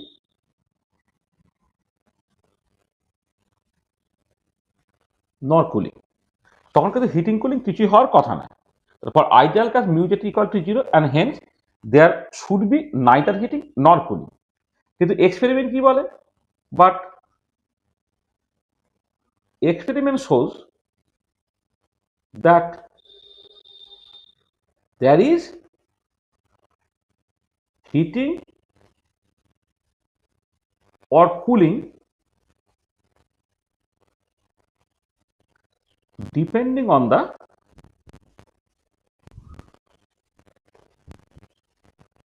nature of the gas। মানে যদি দেখবে হাইড্রোজেন হিলিয়াম, তারা ইউজুয়ালি হিটিং দেখায় অর্ডিনারি টেম্পারেচারে, আর অর্ডিনারি কন্ডিশনে অন্যান্য গ্যাসগুলো কুলিং দেখায়। তাহলে বাস্তবে দেখতে পাচ্ছ গ্যাসগুলো, তাদেরকে নিয়ে যখন জুল থমসন এক্সপানশন করা হচ্ছে, হিটিং কুলিং দেখাচ্ছে। কিন্তু তুমি যদি আইডিয়াল গ্যাস নিতে তাহলে মিউ যেটা জিরো হতো, হিট ইকুয়ালি কিছু হতো। তাহলে এরাও দেখো এই যে measure of deviation from ideality. তাহলে আমি ডেভিয়েশন ফ্রম আইডিয়ালিটি যখন দেখছি, direct and indirect experimental evidences in favour of deviation from ideality, তাতে কিন্তু এই চারটে অ্যাডিশনাল পয়েন্ট একটুখানি করে বুঝে নেওয়ার দরকার আছে। এগুলো সবই খামার নিমিশে ব্যবহৃত হয় বলে আমরা হয়তো আগে যখন পড়িয়েছিলাম তখন এগুলো আর আলাদা করে উল্লেখ করা হয়নি। হ্যাঁ, কিন্তু এগুলো তোমাকে মাথায় রাখতে হবে, ঠিক আছে? তার মানে যেটা কথা হলো সেটা হচ্ছে আমি প্রচুর direct and indirect experimental evidences পেলাম in favour of deviation from ideality. তার মানে আইডিয়াল গ্যাসের ইকুয়েশন অফ স্টেট দিয়ে তোমার বেসিক্যালি চলবে না, এখানে অন্য রকমের ইকুয়েশন অফ স্টেট তোমার তৈরি করতে হবে। তার মধ্যে একটা ভিরিয়াল ইকুয়েশন অফ স্টেট বা ক্যামারলিঙ্গন ইকুয়েশন অফ স্টেট, সেটা নিয়ে আমরা আলোচনাটাকে করেছি। আর একটা যেটা নিয়ে আমাদের খুব ডিটেল আলোচনা করতে হবে সেটা হচ্ছে তোমার van der Waals equation of state. Ideal গ্যাসের জন্য হ্যাঁ বলো। আগের পেজটাতে যান না, এই কিছুক্ষণ আগে যেটা করলেন এটা আরো আগে, এটা হ্যাঁ ঠিক আছে। আচ্ছা দেখো, এবারে যেটা মানে যে নন আইডিয়াল গ্যাসের ইকুয়েশন অফ স্টেট, তার জন্য একটা মোস্ট পপুলার সেটা হচ্ছে van der Waals equation of state. এটা হচ্ছে মোস্ট প্রিমিটিভ। ভ্যান ডর ওয়াল এর জন্য নোবেলও পেয়েছিলেন। তাহলে আইডিয়াল গ্যাসের equation PV bar equal to RT আর পিভি ইকুয়াল টু এনআরটি। এবারে এখানে প্রেসারে কিছু মডিফিকেশন ঢুকে যাবে, ভলিউমে কিছু মডিফিকেশন ঢুকে যাবে। মডিফিকেশন ঢুকে যাওয়ার পরে যেটা ভ্যান ডর ওয়াল গ্যাসের জন্য ইকুয়েশন অফ স্টেট হলো P plus A by V bar square into V bar minus V equal to RT, বা P plus N square A by V square plus N V minus N B equal to NRT. তাহলে এখানে molar ভলিউমের রেসপেক্টে লিখছো, আর এখানে হচ্ছে তুমি just overall ভলিউমের রেসপেক্টে লিখছো। আচ্ছা, এ আর বি হচ্ছে van der Waals constant. A is a measure of intermolecular attraction, B is a measure of intermolecular repulsion এবং ফাইনাইট ভলিউম। এর কনভেনশনাল ইউনিট হচ্ছে atmosphere litre square mole to the power -2। B এর যে conventional unit সেটা হচ্ছে litre mole to the power -1। এগুলো তুমি এইখান থেকে পেয়ে যাবে আর কি। যে ধরো যদি P P plus N square by V square এই যদি টার্মটা থাকে, তাহলে পি এর সঙ্গে কাকে তুমি যোগ করতে পেরেছো? পি এর সঙ্গে তুমি যোগ করতে পারছো হচ্ছে তোমার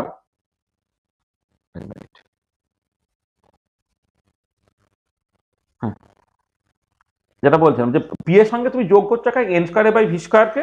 তাহলে N square by V square তার যে ইউনিট, পি এর ইউনিট একই হবে, সেখান থেকে এর ইউনিট পেয়ে যাবে কত? P V square unit by N square unit, সেখান থেকে atmosphere litre square mole to the power -2 হলো। ঠিক একই রকম ভাবে ভি এর যা ইউনিট হবে এন বি এর তাই ইউনিট হবে।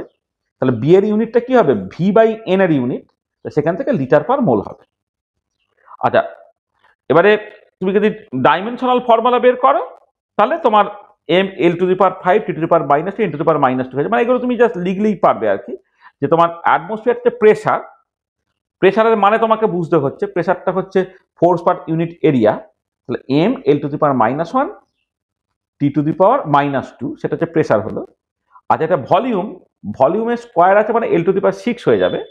হ্যাঁ, আর তোমার মোলটাকে যখন ডাইমেনশনাল অ্যানালিসিস আসবে সেটা এন দিয়ে আসতে হয়, এন টু দি পাওয়ার -2 হয়ে যাচ্ছে। তাহলে ডাইমেনশনাল ফর্মুলা অফ এ সেটা হচ্ছে M L to the power 5 T to the power -2 N to the power -2।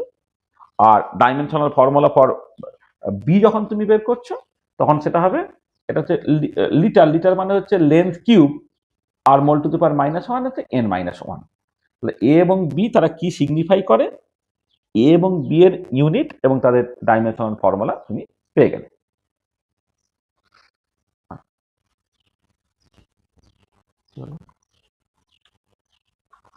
Hang করে গেল।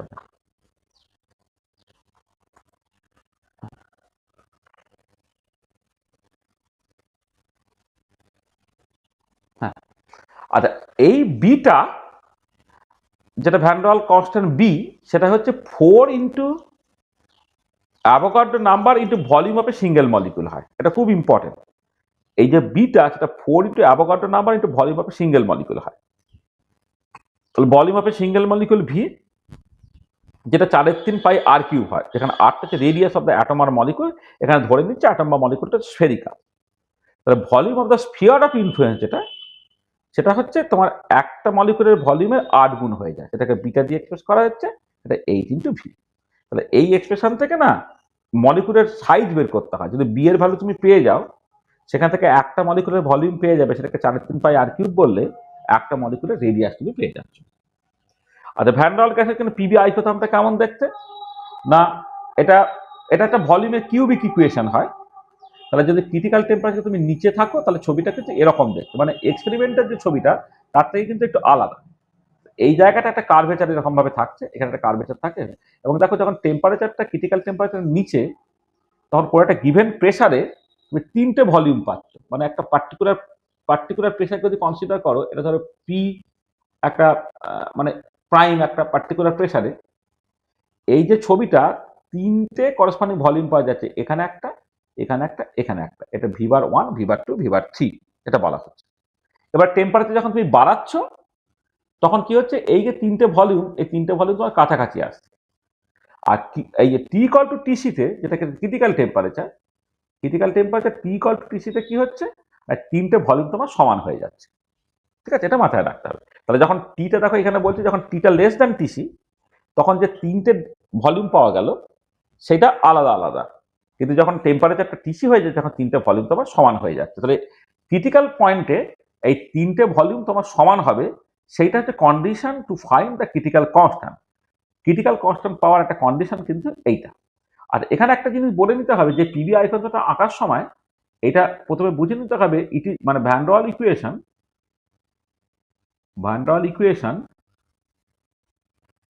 is a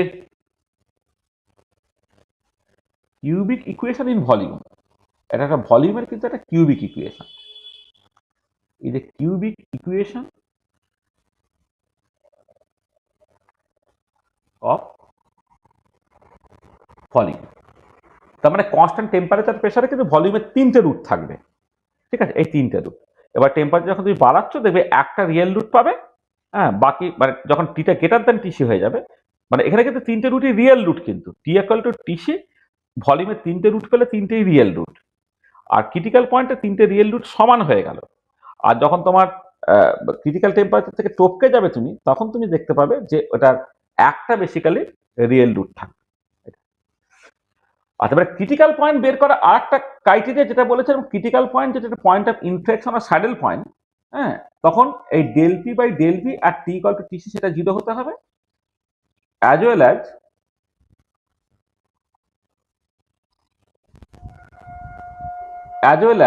del two P by del V square R T equal to TC তোমার 0 হবে। তার মানে যেটা important যে ক্রিটিক্যাল পয়েন্ট যেহেতু point of inflection আর স্যাডেল পয়েন্ট, তার first derivative as well second derivative 0 হবে। তাহলে এইটা মানে ক্রিটিক্যাল পয়েন্ট বের করার পিসি ভিসি টিসি, এই ক্রিটিক্যাল পয়েন্টগুলো বের করার দুটো রাস্তা।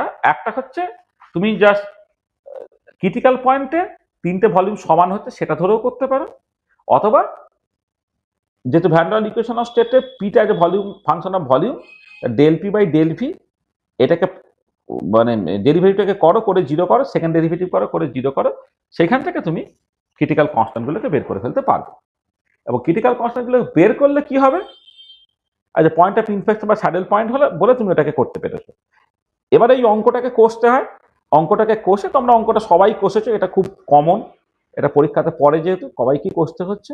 পরে ক্রিটিক্যাল প্রেসার পিসি, ক্রিটিক্যাল ভলিউম ভিসি এবং ক্রিটিক্যাল টেম্পারেচার টিসি তুমি বের করে ফেলতে পারছো। পিসিটা হচ্ছে এ বাই 27 বি স্কোয়ার, ভিভার সিটা হচ্ছে 3বি, আর টিসিটা হচ্ছে 8a বাই 27 আরবি। এবং যেটা ইম্পর্টেন্ট, যেহেতু পিসি ভিসি এবং টিসিটাকে তুমি এ বি এর টার্মসে বের করেছো, উল্টো দিকে এ বি কে তুমি পিসি ভিসি টিসির টার্মসে বের করতে পারো। মানে one can express A and B in terms of critical constant PC V bar C and TC. আচ্ছা, এবারে দেখো এই যে জায়গাটা এই জায়গাটা একটা আনফিজিক্যাল, মানে পার্টিকুলারলি এই পয়েন্টটা যদি এ পয়েন্ট বলো আর এই পয়েন্টটাকে যদি বি পয়েন্ট বলো, এই এ থেকে বি এই পয়েন্টটা হচ্ছে মোস্ট আনফিজিক্যাল জায়গা। তাই যেটা কথা হচ্ছে যে যে ছবিতে এ থেকে বি এই যে রিজিয়ন ইজ আনফিজিক্যাল। ফিজিক্যাল কেন না, as in this region both pressure and volume increases at constant temperature। Constant টেম্পারেচারে প্রেসার ভলিউম দুজনেই বাড়ছে, কিন্তু কনস্ট্যান্ট টেম্পারেচারে যে কোনো স্টেবল সিস্টেমের ক্ষেত্রে কি হয়, প্রেসার বাড়ালে ভলিউম কমে, তাহলে এই জায়গাটা স্টেবল নয়, এটা একটা মোস্ট আনফিজিক্যাল। তাহলে এটার এই আনফিজিক্যাল যদি হয় তাহলে ওয়ে আউটটা কি? ওয়ে আউট হচ্ছে তোমার replace this curve region by A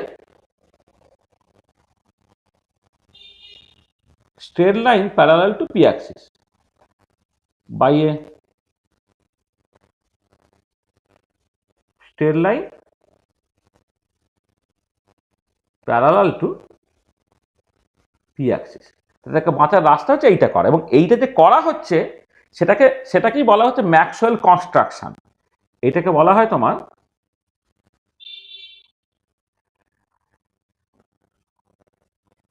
this is the Maxwell construction, এটাকে বলা হচ্ছে তোমার ম্যাক্সওয়েল কনস্ট্রাকশন। থার্মোডাইনামিক্সে আমাদের এটা আলোচনা করব, এবং ম্যাক্সওয়েল কনস্ট্রাকশনটা যদি করতে হয় তাহলে এই যে কার্ভ লাইনটা যখন তুমি একটা প্যারালাল লাইন দিয়ে রিপ্লেস করছো তখন এই নিচে এরিয়া এবং উপর এরিয়াটা সমান হতে হবে, তাকে বলা হবে ম্যাক্সওয়েলস ইকুয়াল এরিয়া কনস্ট্রাকশন। তাহলে যখন তুমি এই যে কার্ভ রিজিয়নটাকে তুমি একটা প্যারালাল টু পি অ্যাক্সিস না, এটা parallel to V axis, parallel to P axis না, parallel to V axis, parallel to V axis. আচ্ছা এটা দেখো, তাহলে এই যে parallel to V axis line, এই লালটা দিয়ে যখন তুমি রিপ্লেস করছো তখন খেয়াল রাখতে হবে যে উপরে যে কার্ভটা হলো এই জায়গায় যে মানে এরিয়াটা হলো আর নিচে কেটে এরিয়া এটা সমান হতে হবে, একে বলে ম্যাক্সওয়েলস ইকুয়াল এরিয়া কনস্ট্রাকশন। এই ইকুয়াল এরিয়া যদি না হয় তাহলে second law of thermodynamics violated হয়ে যায়, সেটা মাথায় রাখবে, ম্যাক্সওয়েলস ইকুয়াল এরিয়া কনস্ট্রাকশন। হ্যাঁ, তাহলে উপরের এরিয়া এবং নিচের এরিয়াটা সমান হতে হবে। আর এবারে চলে এসো রিডিউস প্যারামিটার। রিডিউস প্যারামিটার হচ্ছে তোমার প্রেসারটাকে রিডিউস প্রেসার, ভলিউমটাকে প্রেসারটাকে ক্রিটিক্যাল প্রেসার, ভলিউমটাকে ক্রিটিক্যাল ভলিউম এবং টেম্পারেচারটা ক্রিটিক্যাল টেম্পারেচারে ভাগ করলে যেটা হচ্ছে তুমি রিডিউস প্যারামিটারগুলোকে পাচ্ছ। রিডিউস প্যারামিটার হচ্ছে রিডিউস প্রেসার, রিডিউস ভলিউম এবং reduce temperature. Reduce pressure by definition পাইটা হচ্ছে P by PC, reduce volume ফাইটা হচ্ছে ভি বাই ভিসি, আর রিডিউস টেম্পারেচার থিটা হচ্ছে টি বাই টিসি। তাহলে এইগুলো তোমার রিডিউস প্যারামিটার। আর এবারে তুমি যে ভ্যান ডল গ্যাসের যে ইকুয়েশন অফ স্টেটটা তুমি পেয়েছো, এই যে ভ্যান ডল গ্যাসের যে ইকুয়েশন অফ স্টেট, সেখানে পিটাকে তুমি জাস্ট মানে এই যে পিটাকে তুমি রিডিউস প্রেসার, ভিটাকে রিডিউস ভলিউম এবং টিটাকে রিডিউস টেম্পারেচার দিয়ে রিপ্লেস করো, তাহলে তুমি যে ইকুয়েশনটা পাবে সেই ইকুয়েশনটা হচ্ছে এরকম দেখতে, পাই plus 3/5 square is 3 minus 1 equal to 8 theta. এটাকে হচ্ছে রিডিউস ইকুয়েশন অফ স্টেট। তাহলে এটা করা খুব সহজ। তোমাকে যেটা করতে চেয়েছি পি এর জায়গায় পাই ইন্টু পিসি, ভিবারের জায়গায় ফাই ইন্টু ভিভারসি, টি এর জায়গায় থিটা টু টিসি তুমি বসাবে, আর পিসির জায়গায় a বাই 27 বি স্কয়ার, ভিভারসির জায়গায় 3b, আর টিসির জায়গায় 8/27 আরবি যদি বসাও তাহলে ভ্যান ডাল ইকুয়েশনটা খুব সহজেই তোমার রিডিউস ইকুয়েশন অফ স্টেটে রিডিউস করে যাবে। আর এবার রিডিউস ইকুয়েশন অফ স্টেটের মজাটা দেখো, এইখানে যেহেতু ভ্যান ডাল কনস্ট্যান্ট এ আর বি তারা হিডেন, তাদেরকে তুমি বাইরে থেকে দেখতে পাচ্ছ না, সেখানে কি হচ্ছে দুটো গ্যাস তারা যদি সেম রিডিউস টেম্পারেচার এবং সেম রিডিউস প্রেসারে থাকে তাহলে রিডিউস ভলিউমগুলো অটোমেটিক্যালি একই হবে। ভ্যান ডাল গ্যাসের ক্ষেত্রে কিন্তু ওরকম না। যখন যখন তুমি দেখবে যে ভ্যান ডাল কনস্ট্যান্ট এ আর বি গুলো বিভিন্ন গ্যাসের ক্ষেত্রে কিন্তু আলাদা, সেখানে দুটো গ্যাস একই প্রেসার একই টেম্পারেচার থাকলেও তাদের একই ভলিউম হবে না, কারণটা এ বি গুলো আলাদা। কিন্তু এখানে কিন্তু এ বি গুলো হাওয়া হয়ে গেছে, মানে হিডেন হয়ে গেছে, সেই জন্য দুটো গ্যাস তারা যদি একই রিডিউস টেম্পারেচার এবং একই রিডিউস প্রেসারে থাকে তার রিডিউস ভলিউমগুলো সমান হবে। এটাকে বলা হয় law of corresponding of states. Law of corresponding of states. If two gases are in the same reduced pressure and reduced temperature, then they must have the same reduced volume. এটা বলে ল of corresponding states. ঠিক আছে, এটা ভীষণ important. আর এখানে একটা জিনিস মাথায় রাখতে হবে যে তোমার এই যে ইকুয়েশন রিডিউসড ইকুয়েশন অফ স্টেটে A B are hidden, they are not removed or eliminated। তারা কিন্তু পুরোপুরি এলিমিনেটেড হয়, তারা লুকিয়ে আছে। কিসের লুকিয়ে আছে? কারণ এই যে reduce pressure, reduce volume, reduce temperature define করতে গেলে critical pressure, critical volume, critical temperature লাগবে। আবার critical pressure, critical volume, critical temperature গুলো ভ্যান ডাল কনস্ট্যান্ট এ বি এর উপর যদি ডিপেন্ড করে, সেই জন্য রিডিউস ইকুয়েশন অফ স্টেটে যে তোমার ভ্যান ডের ওয়াল কনস্ট্যান্ট গুলো তারা জাস্ট হিডেন থেকে যায়, তারা কিন্তু রিমুভ বা এলিমিনেটেড হয় না। ঠিক আছে, তো এখান থেকে আমি ল অফ করসপন্ডিং স্টেটটা বুঝে যেতে পারবো। আচ্ছা, এবার ভ্যান ডের ওয়াল গ্যাসের জন্য তুমি ক্রিটিক্যাল কম্প্রেসিভিটি ফ্যাক্টর বের করতে পারো, সেটা জেডসি, সেটা হচ্ছে পিসি ভি/সি বাই আরটিসি, তার ভ্যালুটা 0.375 হয়। ক্রিটিক্যাল কোফিশিয়েন্ট বের করতে পারো, যেটা ইটাসি, যেটা 1/জেডসি হয়, অর্থাৎ আরটিসি বাই পিসি ভি/সি, সেটা 2.67 হয় এইটা। আচ্ছা, van der Waals equation of স্টেটটাকে তুমি চাইলে ভিরিয়াল ইকুয়েশনের ফর্মে লিখতে পারবে, সেটা লিখলে এরকম দেখতে হবে, P V bar equal to RT into 1 plus B minus A by RT into P by RT plus 2b minus A by RT into A P square by R cube T cube. এই ডেরিভেশনটা একটুখানি lengthy derivation, এটা করতে পারা যায়। আচ্ছা, boil temperature তুমি এই কন্ডিশন থেকে বের করতে পারবে, বয়েল টেম্পারেচার এ বাই আরবি বেরোবে। এবং দেখো এখানে ক্রিটিক্যাল টেম্পারেচার বেরিয়েছিল হচ্ছে 8/27 আরবি, আর বয়েল টেম্পারেচার তোমার TB equal to A by RB হলো, সেখান থেকে টিবিটা যে গ্রেটার দেন টিসি সেটা তুমি দেখতে পাচ্ছ। হ্যাঁ, আর আরেকটা ভীষণ ইম্পর্টেন্ট, যে অনেক সময় নিউমেরিক্যাল প্রবলেম দেয় যে কোন কন্ডিশনে কোন একটা পার্টিকুলার গ্যাস সে আইডিয়ালি বিহেভ করবে, তার জন্য তোমাকে যেটা দেখতে হয়, দেখো এমনিতে কি হয়, টেম্পারেচার যত বাড়ানো হয়, প্রেশার যদি কমানো হয়, তাহলে গ্যাসটা আইডিয়ালি বিহেভ করে। টেম্পারেচার বাড়াচ্ছি, প্রেশার কমাচ্ছি, তাহলে আইডিয়ালি বিহেভ করবে। এবার টেম্পারেচার বাড়ানো মানে উইথ রেসপেক্ট টু হোয়াট, না with respect to critical temperature.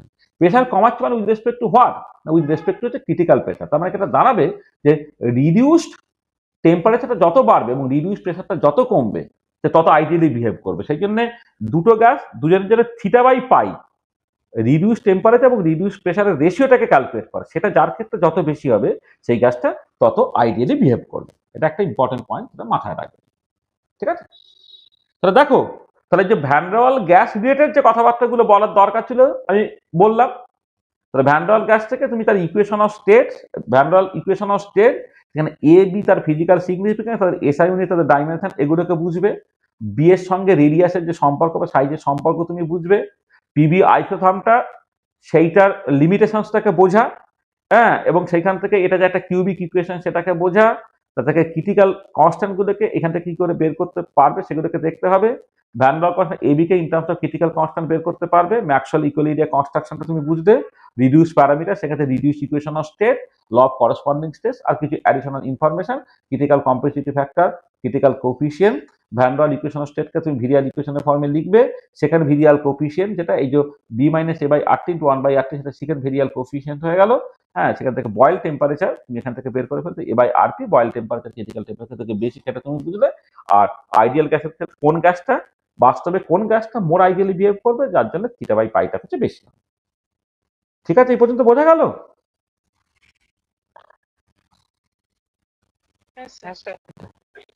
আচ্ছা, নেক্সট যেটা আমরা করব, যেটা আমাদের লাস্ট আইটেম বা লাস্ট টপিক, সেটা সামাও ওখানে উল্লেখ করা নেই, কিন্তু এটা ভীষণ ইম্পর্টেন্ট, অবশ্যই জানতে হবে। সেটা হচ্ছে যে ইন্টারমলিকুলার ইন্টারাকশন। সেখান থেকে টিআইএফআর থেকে শুরু করে অনেক জায়গাতে এখান থেকে প্রচুর কোশ্চেন্স পড়ে।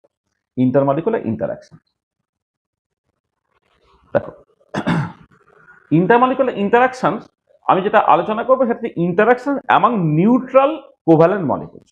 মানে ইন্টারমলিকুলার ইন্টারাকশন কাদের মধ্যে আমি ক্যালকুলেট দেখছি, না অ্যামং নিউট্রাল কোভ্যালেন্ট মলিকুলস। আচ্ছা, এবার ইন্টারাকশন মানে অ্যাট্রাকশন রিপালশন তিনটেই থাকে, অ্যাট্রাকশন রিপালশন দুটোই থাকে। এবার অ্যাট্রাকশন গুলোকে বলা হয় ভ্যান ডের ওয়াল অ্যাট্রাকশন। ভ্যান ডের ওয়াল অ্যাট্রাকশন তিন রকমের হয়, ডাইপোল ডাইপোল ইন্টারাকশন বা ডাইপোল ডাইপোল অ্যাট্রাকশন বা কিসব অ্যাট্রাকশন। এগুলো আমি ইন্টারাকশন বলছি, কিন্তু পরে দেবো এগুলো অ্যাকচুয়ালি তোমার অ্যাট্রাকশন।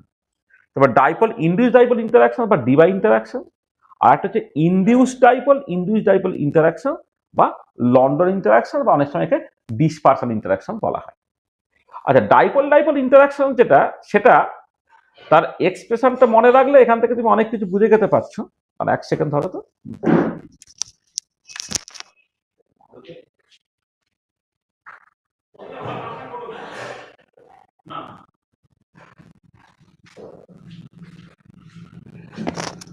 হ্যাঁ, সরি, হ্যাঁ, এই এক্সপ্রেশন গুলো মনে থাকলে সবকিছু তুমি অটোমেটিক্যালি বুঝে যাবে। দেখো ডাইপোল ইন্টারাকশনসটা এটা শুধুমাত্র দুটো মলিকুলকে পোলার হতে হবে ডাইপোল ইন্টারাকশনটা থাকতে গেলে। আচ্ছা, এটা হচ্ছে দুটো মলিকুলের ডাইপোল মোমেন্ট μ1 μ2, তাদের স্কয়ারের সঙ্গে প্রপোর্শনাল। তাদের যে ডিস্টেন্স যদি আর হয় তাহলে 1/r⁴ মানে r⁶ এর সঙ্গে ইনভার্সলি প্রপোর্শনাল। নেগেটিভ এটা ইমপ্লাই করবে এটা একটা অ্যাট্রাকশন, এবং টেম্পারেচার বাড়ালে ডাইপোল ডাইপোল ইন্টারাকশনটা কমে।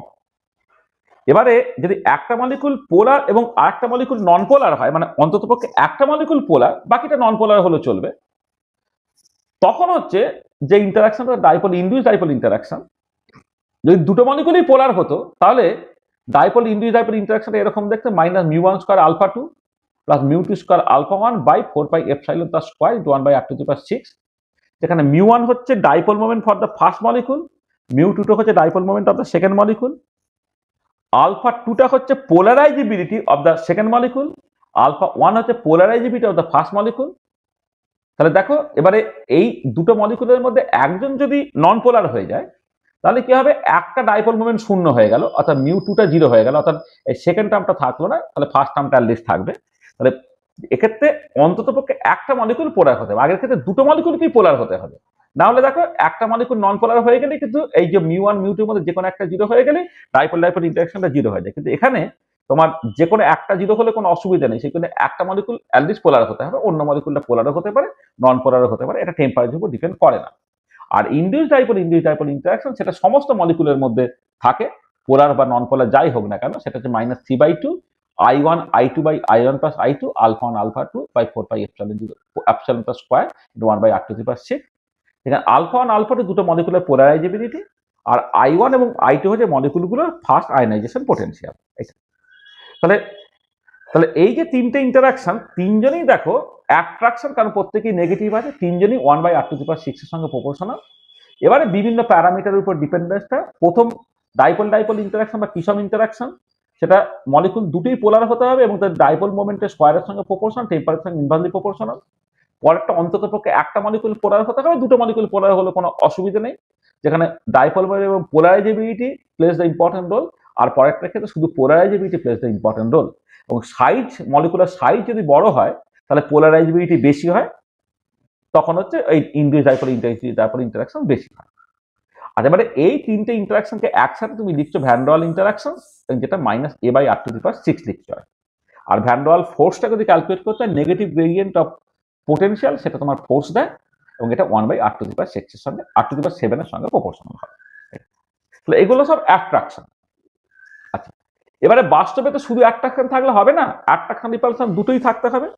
তাহলে অ্যাট্রাকশন রিপালশন দুটোকে তোমার বেস্ট ওয়েতে রিপ্রেজেন্ট করার যে রাস্তাটা, সেটা হচ্ছে লেনার্ড-জোন পোটেনশিয়াল। লেনার্ড-জোন পোটেনশিয়ালটা হচ্ছে তোমার এরকম, এক্সপ্রেশনটা এরকম, এটাকে নর্মালি -a/r⁶ বা b/r⁴ বলে, কিন্তু অ্যাকচুয়াল এক্সপ্রেশনটা হচ্ছে 4ε - σ/r⁶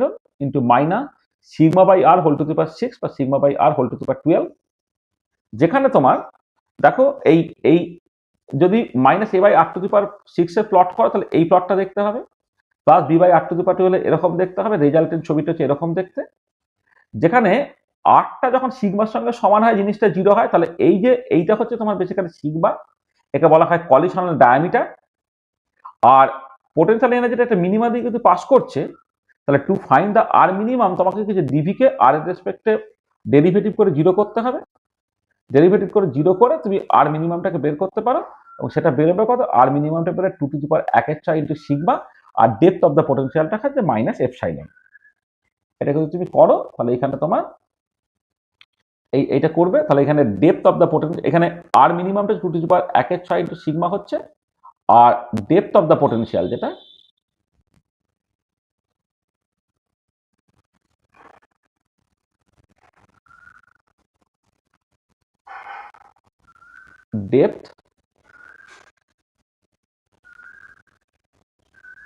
depth of the potential হচ্ছে তোমার -ε। তাহলে দেখো, তাহলে এই লেনার্ড-জোন পোটেনশিয়াল হচ্ছে মোস্ট পপুলার, সেখানে সিগমা হচ্ছে কলিশনাল ডায়ামিটার, যেখানে পোটেনশিয়াল এনার্জিটা 0 হচ্ছে এইটা, আর যখন পোটেনশিয়াল যেটা মিনিমাম হচ্ছে সেই যে ডিস্টেন্সটা আর মিনিমাম, সেটা 2⁴1/6 ইন্টু সিগমা হয়, আর যখন আর ইকুয়াল টু আর মিনিমাম তখন যে পোটেনশিয়াল এনার্জিটা সেটা হচ্ছে ডেপথ অফ দ্য পোটেনশিয়াল, এটা হচ্ছে -ε হয়। এটা আচ্ছা, এটা যেমন লেনার্ড-জোন পোটেনশিয়াল, এটা হচ্ছে মোস্ট পপুলার। একটা হার্ড স্ফিয়ার মডেল ছিল, মানে অন্য কিছু পোটেনশিয়াল আর কি, হার্ড স্ফিয়ার মডেল বলা হচ্ছে কি, এই যে দুটো মলিকুল তাদেরকে হার্ড স্ফিয়ার ধরা হচ্ছে, হার্ড স্ফিয়ার যদি হয় তারা অ্যাটমোস্ট একে অপরকে টাচ করতে পারে, কিন্তু একটা আরেকটার ভেতরে কিছু পেনিট্রেট করতে পারে না। সেইগুলো তাদের পোটেনশিয়াল এনার্জিটা যখন আটটা গ্রেটার দ্যান সিগমা তখন কোনোর মধ্যে ইন্টারাকশন নেই, সেটা জিরো। আর আটটা যখন লেস ইকুয়াল টু সিগমা হয়ে যাবে তখন সেটা ইনফিনিটি হয়ে যাবে। তাহলে ভিআরটাকে আর এর রেসপেক্টে প্লট করলে এরকম টাইপের তুমি ছবি পাবে। দেখো আর ইকুয়াল টু সিগমা ডান দিকে হলে পোটেনশিয়াল এনার্জিটা জিরো, আর আটটা সিগমা বা তার থেকে বাঁ দিকে হয়ে গেলে পোটেনশিয়াল এনার্জিটা তোমার ইনফিনিটি হয়ে যাবে। এটাকে বলে হার্ড স্ফিয়ার মডেল।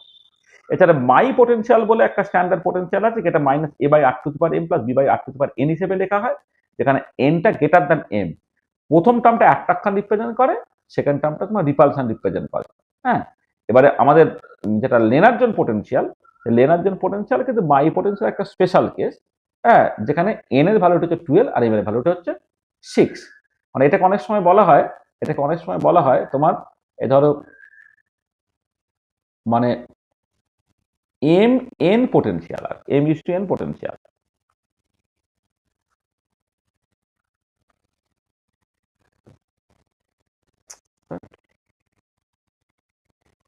এটা অনেক সময় M is to N potential বলা হতে পারে, পোটেনশিয়াল। এবার লেনার্জন পোটেনশিয়ালটা যেটা পোটেনশিয়ালটা হচ্ছে তোমার এটা এটা এন এন না পারে এম এন অ্যাকচুয়ালি বলা ভালো। এটাকে আগে এন পরে এম বলা ভালো, রিপালশনটা আগে থাকে। এটা হচ্ছে এন এম পোটেনশিয়াল। তাহলে লেনার্জন পোটেনশিয়ালটা হচ্ছে তোমার তোমার 12-6 পোটেনশিয়াল। এখানে রিপালশন টার্মে এনটা হচ্ছে আর টু দি পাওয়ার 12 হয়, অ্যাট্রাকশন টার্মে এই এমটা হচ্ছে 6 হয়, সেখানে হচ্ছে লেনার্জন পোটেনশিয়াল হচ্ছে 12-6 পোটেনশিয়াল। তাহলে মূলত তোমার লেনার্জন পোটেনশিয়ালটাই লাগে, কিন্তু রিপালশনটা অনেক রকম করে ধরা হয় বলে হার্ড স্ফিয়ার মডেল একটা মডেল আছে। মাই পোটেনশিয়াল যেখানে generally minus A by R to the power M plus B by R to the power এইরকম ভাবে লেখা হচ্ছে, প্রথমটা অ্যাট্রাকশন পরেরটা রিপালশন, আর এমটা সবসময় এন এর থেকে ছোট হবে। এটা লেনার্জন পোটেনশিয়াল 12-6 পোটেনশিয়াল। আচ্ছা, এবারে দেখা যায় যে এই যে লেনার্জন পোটেনশিয়ালে অ্যাট্রাকশনটা যে minus A by R to the power 6 এর মতো, সেখানে লোকের দ্বিমত নেই। কিন্তু রিপালশনটা এই B by R to the power 12 ধরবে, এইটা না লোকের প্রচুর দ্বিমত আছে। যে এটা লোকে বলে যে ক্যালকুলেশনের সুবিধের জন্য একটা 1 by R to the power 6 আর একটা 1 by R to the power 12 এইরকম ভাবে করেছে, যেটা কোয়ালিটেটিভলি সত্যি। ওই যেটা রিপালশন পার্টটা বিভিন্ন লোক বিভিন্ন রকম ভাবে মডিফাই করেছে। তার মধ্যে একটা হচ্ছে বাকিংহাম পোটেনশিয়াল। এই বাকিংহাম পোটেনশিয়াল অ্যাট্রাকশনটা একই রকমের minus A by R to the power 6 এর মতো, রিপালশনটা একটা B T to the power minus C R, অর্থাৎ রিপালশনটা হচ্ছে এক্সপোনেনশিয়াল ইন নেচার। সেটা একটা অন্য পোটেনশিয়াল আর কি, বাকিংহাম পোটেনশিয়াল। এটাও খুব পপুলার পোটেনশিয়াল এটা।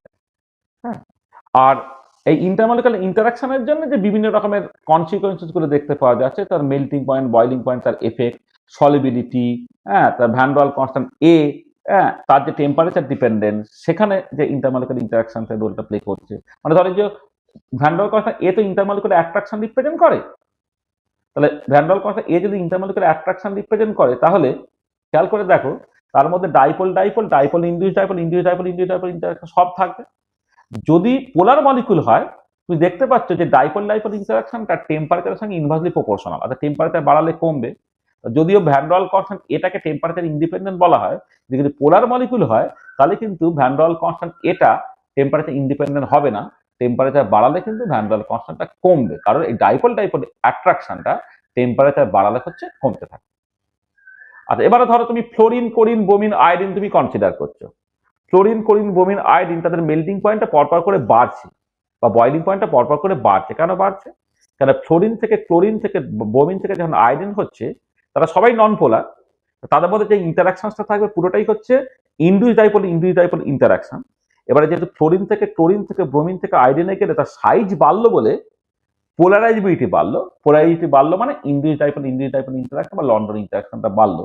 সেখানে ফ্লোরিন, ক্লোরিন তারা নর্মাল টেম্পারেচারে গ্যাস, ব্রোমিন লিকুইড, আয়োডিন কিন্তু ইভেন সলিড হয়ে যাচ্ছে। তাহলে এই যে বিভিন্ন মেল্টিং পয়েন্ট, বয়লিং পয়েন্ট এবং ফিজিক্যাল প্রপার্টির যে চেঞ্জগুলো, সেই চেঞ্জগুলো কিন্তু তোমার ইন্টারমলিকুলার ইন্টারাকশনের জন্য আসে, এবং ইন্টারমলিকুলার ইন্টারাকশনের জন্যই কিন্তু বেসিক্যালি ডেভিয়েশন ফ্রম আইডিয়ালিটিটা আসে। ডেভিয়েশন ফ্রম আইডিয়ালিটি যেটা, সেই ডেভিয়েশন ফ্রম আইডিয়ালিটি কিন্তু পুরোটাই ইন্টারমলিকুলার ইন্টারাকশনের জন্য মূলত আসে, আর তার সঙ্গে ফাইনাইট সাইজ একটা ইম্পর্টেন্ট রোল প্লে করছে। ঠিক আছে, তাহলে এই হচ্ছে আমাদের যেটা গেসিয়া স্টেটে দেখো এই ইন্টারমলিকুলার ইন্টারাকশনটা সিলেবাস আলাদা করে উল্লেখ করা নাই, কিন্তু এটা ভীষণ ইম্পর্টেন্ট। এখান থেকে এই লেনার্জন পোটেনশিয়াল থেকে টিআইএফআরও ইভেন প্রচুর কোশ্চেন পড়েছে আর কি। ঠিক আছে, তো দেখো এই যা বললাম তাতে যদি কারো কিছু অসুবিধা থাকে তো বলে নাও। তাহলে আমাদের দেখো গেসিয়া স্টেটে যা থাকে মূলত সবটা আমরা কিন্তু কভার করে ফেললাম। তাহলে পরের দিনে আমরা জাস্ট বিভিন্ন কম্পিটিটিভ এক্সামে যেটা গেসিয়া স্টেট থেকে যে কোশ্চেন গুলো পড়েছে সেইটা আমরা পরের ক্লাসে আলোচনা করে নেবো। তার মানে আমরা আজকে এই পর্যন্তই থাকবে। নেক্সট ক্লাসে যেটা করব,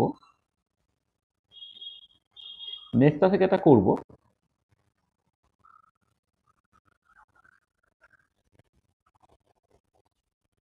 নেক্সট ক্লাসে হচ্ছে যে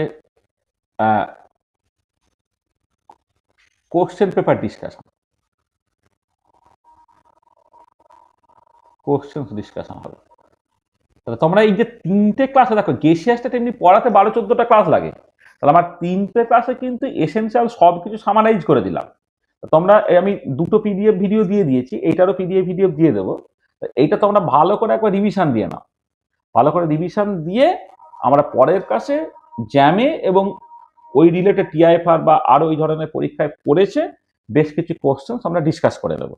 ডিসকাস করে নিয়ে আমি একটা এমসিকিউ সেট দিয়ে দেবো, সেই এমসিকিউ সেটটা তোমরা করবে, করে এই সপ্তাহ পরে তোমরা এটা পরীক্ষা দিয়ে নেবে। তারপর আমরা যেভাবে পড়াবো এইভাবে যে খুব কুইকলি সাবজেক্টটাকে সামারাইজ করে দেওয়া, যেটা ধরো এমনি পড়াতে হয়তো 4টে ক্লাস থাকে, সেটা আমাদের এই ঘন্টা দেড়েকের মধ্যে সামারাইজ করে দেওয়া, প্রিভিয়াস ইয়ার্স কোশ্চেন ডিসকাশন করে নেওয়া, এমসিকিউ আলোচনা করা, এবং মানে এমসিকিউ এমএসকিউ এবং ন্যাট এই ধরনের প্রবলেম আলোচনা করা, হ্যাঁ, এবং তার মতো করে একটা করে পরীক্ষা দেওয়া। এইভাবে পরপর করে করবে, তাহলে দেখবে হয়ে যাবে। এই যে বলে একটা চ্যাপ্টার আমাদের অলরেডি হওয়ার মুখে আর। ঠিক আছে, তো আমরা এই পর্যন্ত রাখছি এখানে। এন্ড অফ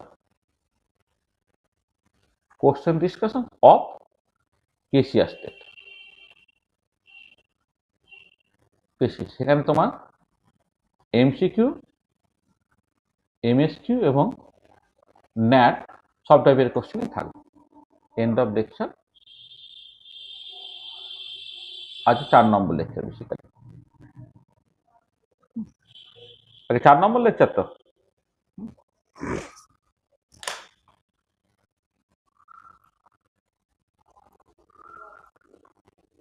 বলো, কারো যদি কিছু অসুবিধা থাকে বলো।